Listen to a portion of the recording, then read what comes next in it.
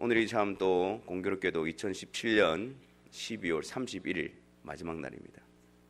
마지막 달력, 그리고 정말 마지막 숫자까지 우리가 도달했습니다. 한 해 동안 또 지내오시는 동안 여러분들 수고 많이 하셨습니다. 여러분 서로 간에 또 수고하셨다라는 그런 인사들을 다 나누셨습니까? 우리 시간에 우리 옆에 자녀들도 있고 한데 서로 참 주님 안에서 한 해 동안 또 수고 많으셨습니다. 이렇게 격려하며 또 인사하는 시간을 좀 가졌으면 좋겠습니다. 예, 수고 많이 하셨습니다. 아이고. 예.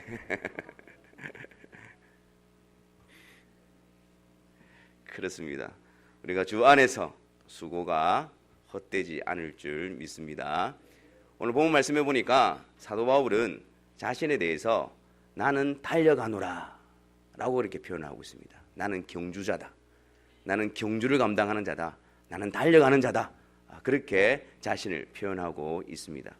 우리가 이렇게 표현하니까 굉장히 지금 사도 바울이 혈기왕성하고 젊은 시기에 이렇게 고백하는 것처럼 들려집니다. 근데 지금 바울이 이 빌립보서를 통해서 나는 지금도 계속해서 끊임없이 달려간다라고 말했던 이 시기는 언제일까요? 자, 한번 보겠습니다. 빌립보서와 에베소서와 골로새서와 빌레몬서의 특징이 무엇입니까? 공통점. 옥중서신이죠. 옥중서신입니다.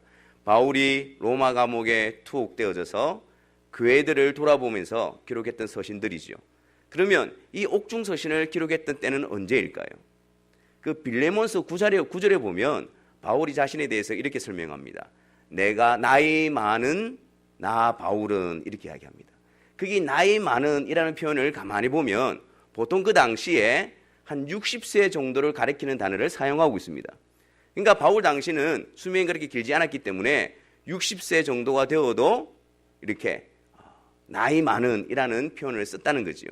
뭐 지금이야 뭐 60은 이팔 청춘이고, 그러면 그렇죠? 어버이연합회는 몇 세부터 가입이 가능합니까? 70 들어가더라도 먼저 저 밑에서부터 시작해야 되죠.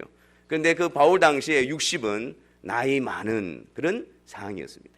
그러니까 그 시기에 바울이 지금 이 빌립보서를 쓰고 있으면서 나는 계속해서 경주를 감당하고 있다. 나는 계속해서 달려가고 있다. 그리고 역사적으로 보면 한 65세 전후로 해서 바울은 결국 순교를 당하게 되어집니다.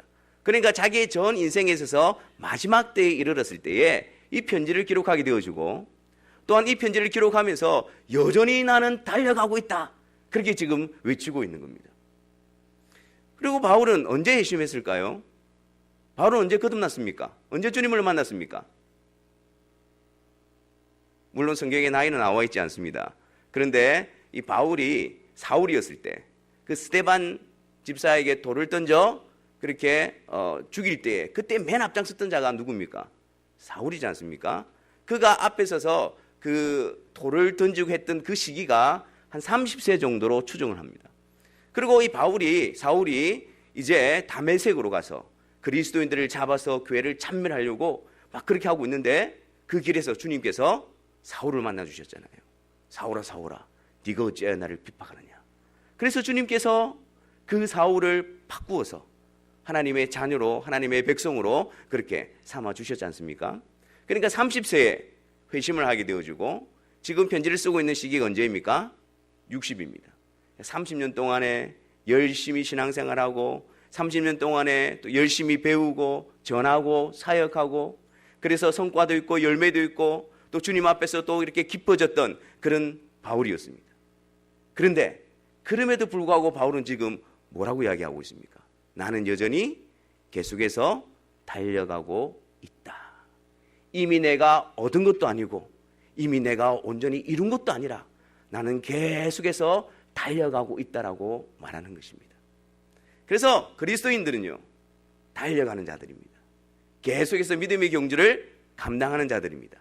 상황 때문에, 형편 때문에, 사회가 만들어 놓은 나이 제한 때문에 경주를 그만두는 자들이 아닙니다. 나는 이제 경주를 그만두겠다, 이게 아닙니다. 그리스도 안에서 그리스도를 믿는 자들은 그 믿음의 경주가 시작되어졌고 그리스도 안에서 그 믿음의 경주가 계속되어져 가고 있으며, 그리고 우리 주님 다시 오시는 그날, 그래서 우리를 받아주시는 그날에 가서야 우리의 믿음의 경주가 끝나게 되어지는 것입니다.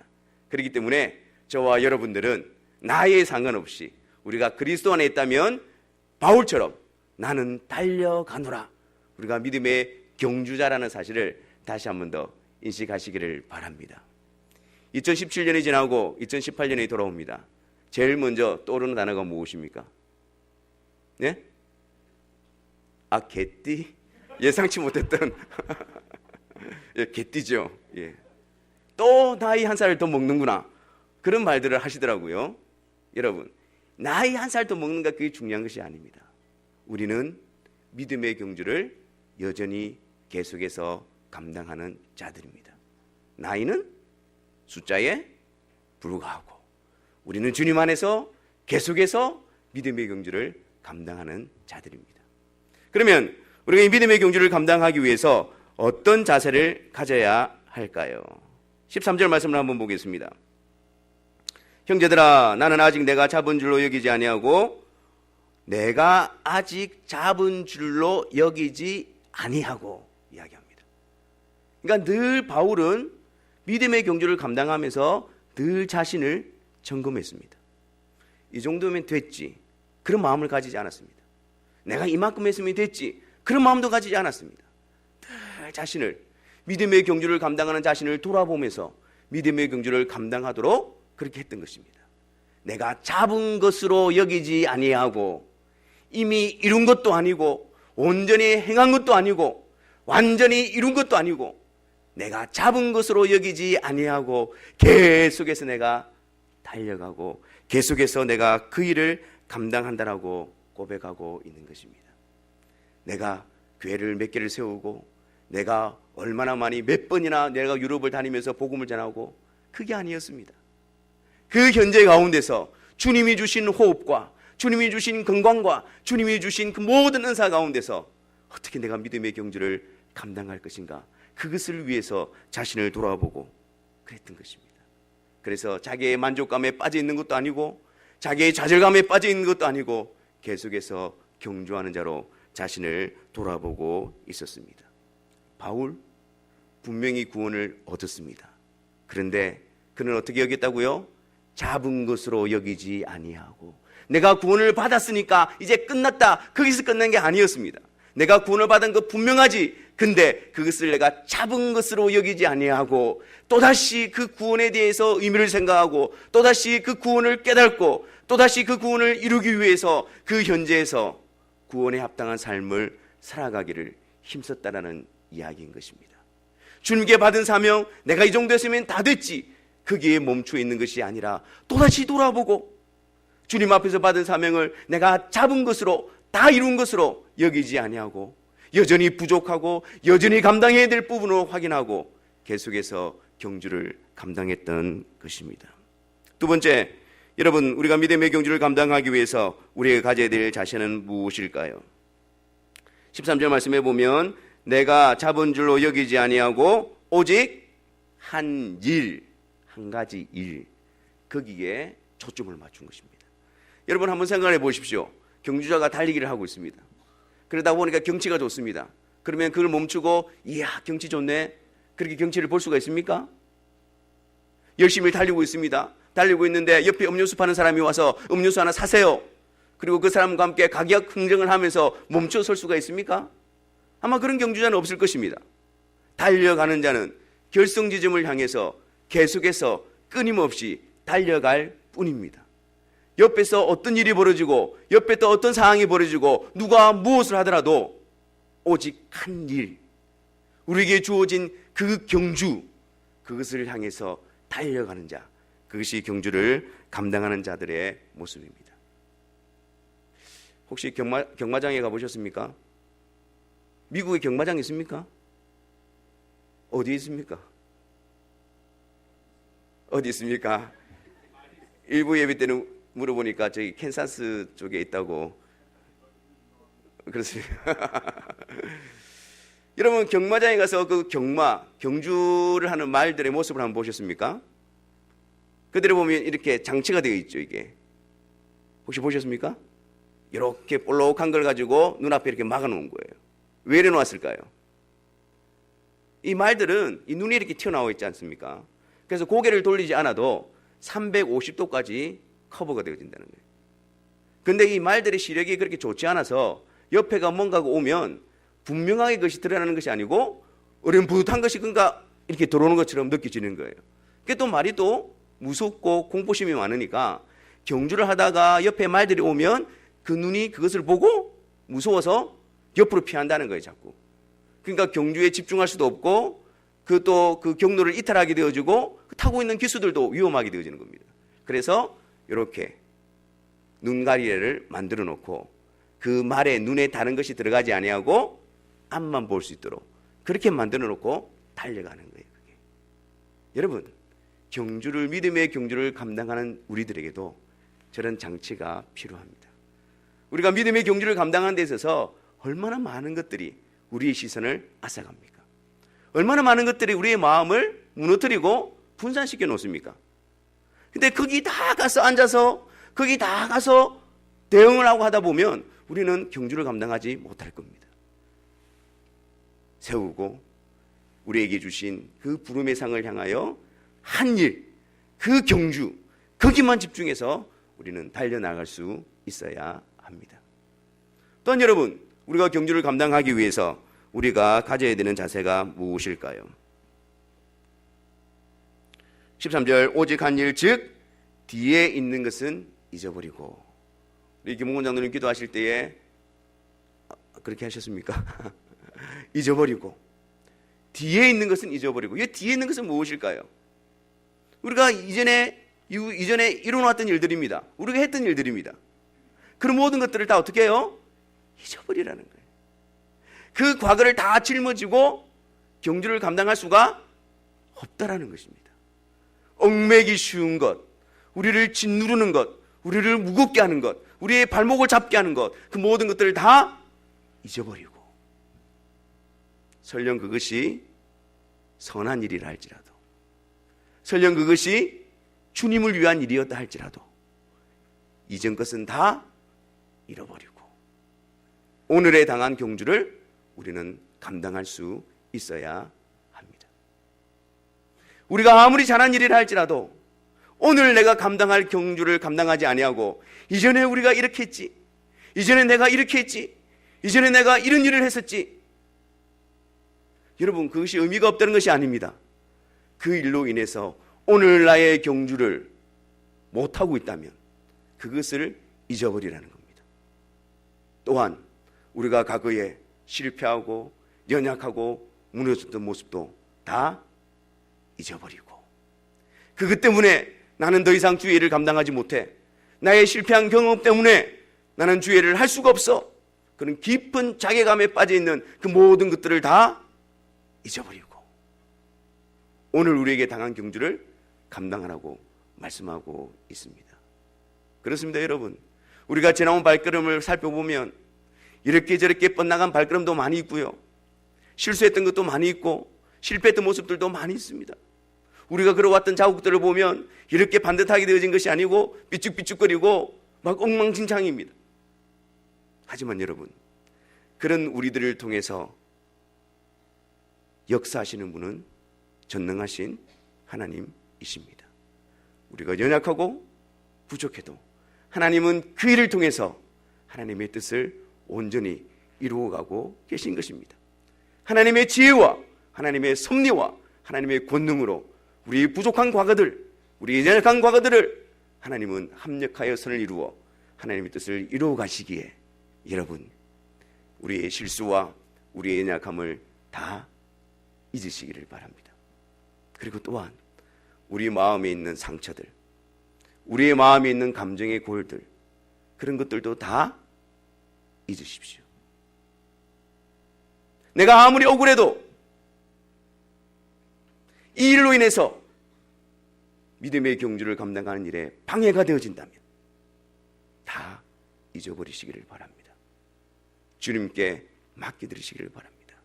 그리고 우리는 주님께서 우리에게 맡겨주신 그 경주를 감당하는 것입니다. 뒤의 것을 잊어버리고 그 다음에는 어떻게 해야 될까요? 그 다음에는 어떻게 해야 될까요? 말씀을 보세요. 뒤에 있는 것은 잊어버리고 앞에 있는 것을 잡으려고. 여기서 잡으려고 한다는 말은요, 이 경주자가 마지막 결성 지점에 도달하기 위해서 마지막으로 있는 힘을 다해서 손을 뻗쳐서 그 결성 지점에 도달하려고 하는 그 모습을 이야기하고 있는 겁니다. 그러니까 온 힘을 다 쏟아서, 마지막 힘까지 다 쏟아서 결성 지점에 나아가도록, 앞에 있는 것을 나아가도록 그렇게 노력하라고 우리에게 말하고 있습니다. 뒤에 있는 것에 사로잡혀 있지 말고 그것은 잊어버리고 앞에 있는 것을 잡으려고, 앞쪽으로 무게중심을 두고 앞쪽으로 나아가라고 성경은 우리에게 말씀하고 있습니다. 이건 앞에 있는 것은 무엇일까요? 뒤에 있는 것은 무엇입니까? 우리가 저질러 놓은 일. 앞에 있는 일은 무엇입니까? 주님이 우리를 위해서 이뤄놓으신 일. 주 예수께 붙들림 바 되어져서, 바울이 다메섹 도상에서 주님의 손에 붙들림 바 되어져서 그의 인생이, 그의 목적지가 완전히 바뀌었던 것처럼, 그의 앞에 있는 것들이 완전히 바뀐 것처럼 주님께서 우리를 위하여 예비해 놓으신 것을 의미합니다. 주님께서 우리를 위해서 만들어 놓으신 것을 의미합니다. 여러분, 우리가 주님 없었을 때에, 우리 열심히 인생의 경주를 감당했을 때 마지막에 도달하는 곳이 어디입니까? 모든 사람들이 마지막에 도달하는 곳이 어디입니까? 영원한 형벌입니다. 하지만 그리스도께 붙잡힌 바 되어진 자들은 마지막에 도착하는 결성 지점은 어디입니까? 위로부터 부르신 부름의 상을 얻기 위하여 생명의 영광의 멸류관을 얻는 자리가 되어질 것입니다. 구원의 완성을 이루어 주시고 내 사모하는 그 주님을 내 눈으로 배우며 부활한 몸을 입어 영원한 나라에서 주님과 함께 살게 되어지는 그 영광스러움이 우리 앞에 놓여져 있는 것입니다. 그래서 그 주님을 만나 뵙기 위해서, 그 주님께로, 그 주님이 기뻐하신 일을 위해서 우리가 팔을 뻗치고 달려가고 그 일에 열심을 낼 것을 우리에게 명령하고 있는 것입니다. 뒤에 있는 것은 잊어버리고 앞에 있는 것, 주님께서 우리를 예비하신 그 영광스러움을 바라보고 달려나가시기를 바랍니다. 사도들은요, 현재의 고난은 장차 나타날 영광과 좋게 비교할 수 없도다, 그렇게 고백하며 현실을 살았던 자들입니다. 예수님의 제자들이라고, 사도들이라고 해서 그들에게 어려움이 없었던 것이 아닙니다. 도리어 예수님으로 인해서 더 많은 핍박과 고난 가운데 있었습니다. 하지만 그들 눈에 보였던 것은 무엇일까요? 현재의 고난뿐이었을까요? 장차 나타날 영광을 보고 있었던 것입니다. 지금 내가 현재의 고난 가운데 있지만, 그러나 우리 주님 오셔서 나를 불러주시고 그 주님과 함께 들어가게 될 영원한 영광의 소망을 가지고 그것을 바라보면서 현재의 고난은 장차 나타날 영광과 좋게 비교될 수 없다라고 이야기하면서 그 믿음의 경주를 감당했던 것입니다. 믿음의 경주, 우리가 이 세상에서 믿음을 지키며 주님을 따라가는 것 쉬운 일이 아닙니다. 하지만 여러분 눈앞에, 믿음의 경주를 감당하는 저와 여러분들의 눈앞에 그 어려움만 보이는 것이 아니라 그 너머 주님께서 우리를 맞아주시고 주님께서 우리를 기다려주시고 주님 계신 그곳에 우리가 들어가게 될 그 소망으로 가득 채워지기를 바랍니다. 그 기쁨으로 주님을 따라갈 수 있기를 바랍니다. 토끼와 거북이 이야기를 알고 계십니까? 누가 이깁니까? 모르는구나. 토끼와 거북이 이야기를 몰라요. 누가 이깁니까? 거북이가. 여러분, 이게 이 내용을 보면서 우리는 어떤 교훈을 얻습니까? 봐봐, 거북이, 엉금엉금 기어가는 거북인데 그 토끼를 어떻게 이길 수 있겠어? 하지만 포기하지 않고 끝까지 결승 지점을 향해서 가면 이길 수 있는 거야. 그 토끼 봐봐, 빠른 발도 있고 이길 수 있는 능력도 있지만 자만하고 교만하니까 넘어지잖아. 할 수 없잖아. 그런 교훈을 우리가 이야기하고 하지 않았습니까?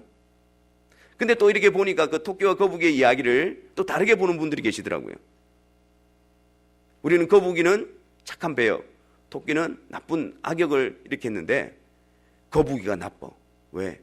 잠자고 있는 토끼를 그냥 지나쳤으니 이 거북이의 부정직함에 대해서 비난하는 그런 평가도 있더라고요. 여러분, 토끼와 거북이의 경주를 통해서 우리가 오늘 본문 말씀과 일치되는 부분이 있습니다. 거북이가 왜 승리할 수 있었을까요? 거북이는 결승 지점을 보고 한 걸음 한 걸음 더디지만 끊임없이 그 길로 나아갔습니다. 토끼는 왜 그 경주에서 실패했을까요? 토끼는 결승 지점을 본 것이 아니고 거북이를 보았습니다. 거북이를 보면서 거북이가 저 밑에 있으니까 따라올 수 없겠지 생각하고 그냥 거기에 주저앉은 겁니다. 거기가 결승 지점입니까? 거기가 골인 지점입니까? 경기가 끝났습니까? 경주가 끝났습니까? 아니요. 근데 토끼는 결승 지점을 본 것이 아니고 거북이를 본 거예요. 그래서 그게 주저앉은 겁니다. 마찬가지입니다, 여러분.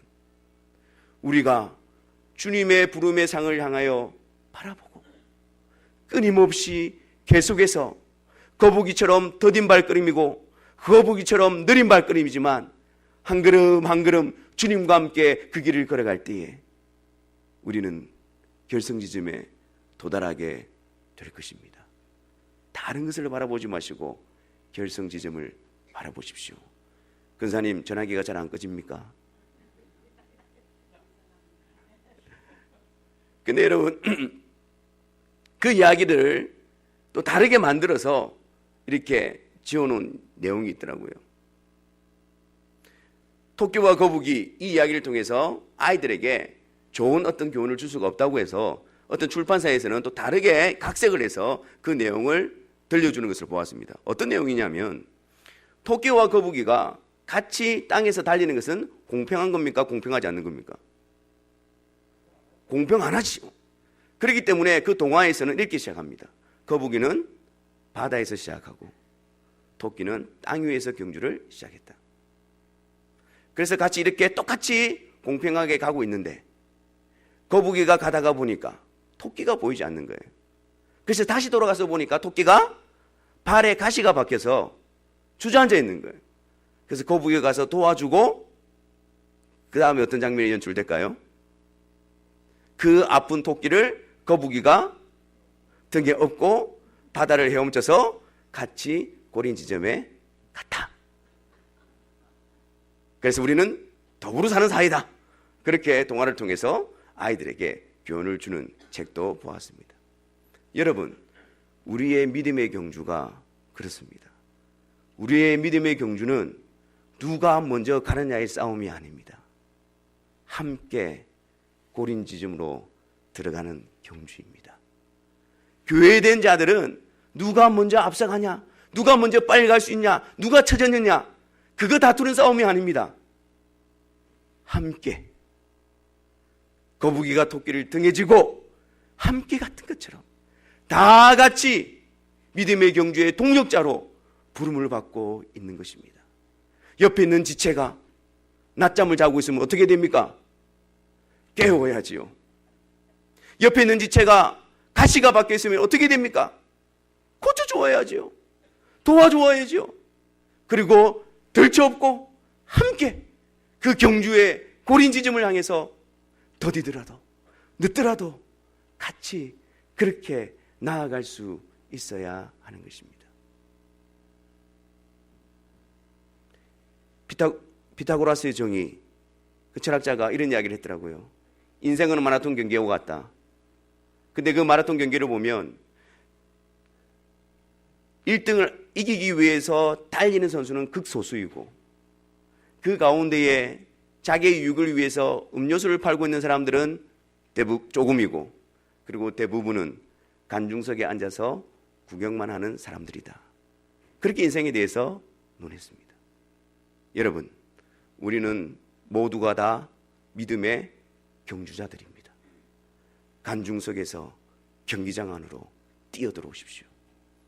저 멀리서 멀찍이서 보고만 있지 마시고 하나님 주신 은사와 하나님 주신 능력과 하나님 주신 마음을 가지고 주님의 몸된 교회를 세우고 주님의 교회에 주신 그 당한 경주를 감당하는 그 일에 여러분들 속히 내려오십시오. 같이 와서 같이 달려가는 겁니다. 같이 와서 같이 이끌어주는 것입니다. 2017년 우리에게 아픈 기억들, 때로는 우리에게 잘했던 기억들, 그 좋은 기억들은 다 주님께 맡겨드리고 잊어버리고 홀가분한 마음으로 다 같이 경기장 안으로 들어와서 협력하며 손을 잡고 마음을 같이 해서 작은 일로부터 시작해서 큰 일에 이르기까지 다 같이 협력하여 믿음의 경주를 감당하여 우리가 함께 주님 앞에 같이 세워지는 그 영광 가운데 세워지기를 주님의 이름으로 축원합니다.